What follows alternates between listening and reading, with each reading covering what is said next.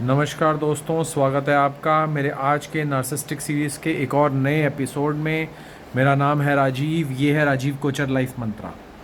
दोस्तों, आज का जो एपिसोड है मैं उसमें ये बताना चाहता हूँ आपको कि किस तरीके से नार्सिसिस्टिक इंसान आपको आपकी ज़िंदगी में छोटी से लेके बड़ी बात तक ब्लैकमेल करता है।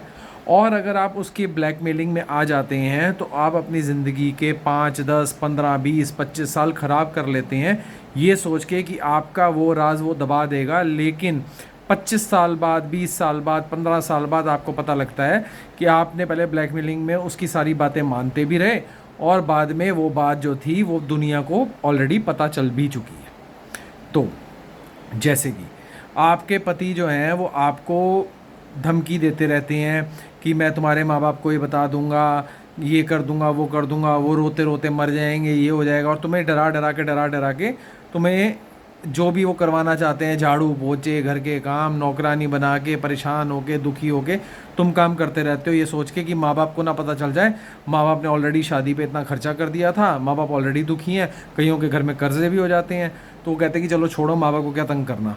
लेकिन आप उसके अंडर रह के 5, 10, 20 साल काम करते रहते हैं। 5, 10, 20 साल बाद आपको पता लगता है कि जो बात छुपाना चाह रहे थे, जो आपको लगता था कि आपके माँ बाप को पता लग के टेंशन होगी, वो जब आपके माँ बाप की उम्र 50-55 साल की थी उस टाइम नहीं बताई गई। आज वो जब 70-75 के हो गए हैं, उस टाइम पे भी ये जो नार्सिसिस्टिक इंसान है इसने वो बात मुंह फाड़ के उनको बता दी है। आज उनको स्ट्रेस नहीं होगा, आज उनको टेंशन नहीं होगी। और जो उस बात के एवज़ में तुम 25 साल से ब्लैकमेल हो रहे हो, उससे दुखी हो रहे हो, उससे वो उसका तो कोई वो है ही नहीं। तुम्हें दुख होगा यार, जब आज पता ही लग जाना था, जब पता ही होना था तो मैंने 25 साल अपनी ऐसी तैसी क्यों कराई। समझे?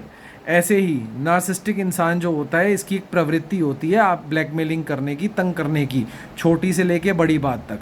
अगर किसी के साथ आप रिलेशन में भी हो, वो बाद में आपको तंग कर रहा है, मैं दुनिया को बता दूंगा, मैं ये कर दूंगा, उसको बोलो भैया जा बता दे। समझे? जा बता दे, तुम्हारे बारे में मुझे ये पता है, तुम्हारे बारे में मुझे वो पता है, तुम्हारे फलाना फलाना ढिमकाना। ये नार्सिसिस्टिक इंसान की प्रवृत्ति होती है आपसे अपने काम करवाने की, आपको डरा कर। लेकिन अगर आप डरना छोड़ दोगे, देखो मेरी बात समझ के देखो, बदनामी तो बदनामी ही होती है, छोटी हो बड़ी हो, बदनामी बदनामी है।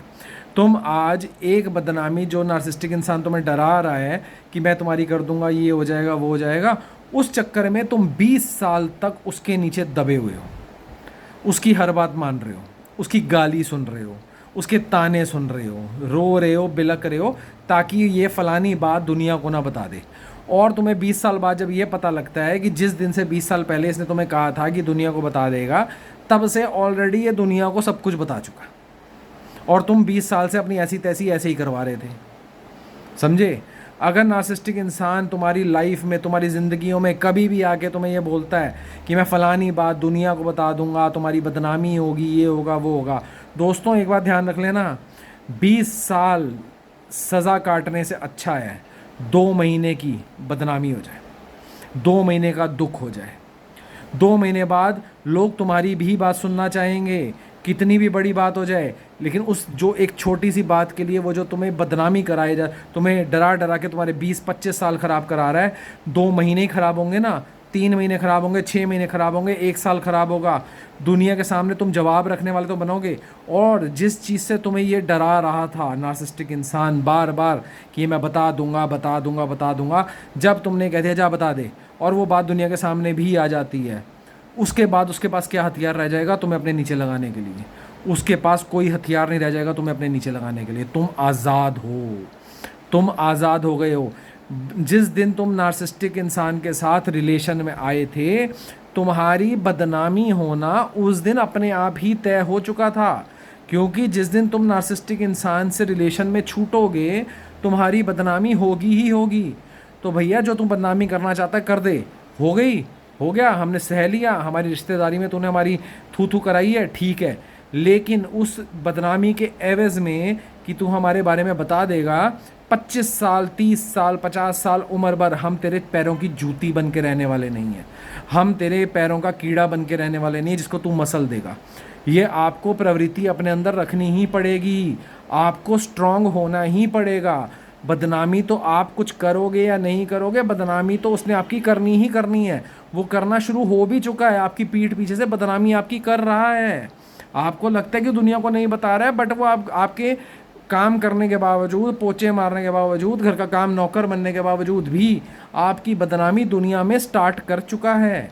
तो उससे अच्छा है, दबने से अच्छा है, चलो जय काम कर, तूने रोज़ रोज़ का स्यापा करना है ना, परेशानी करनी है, जा तू आज ही बता दे।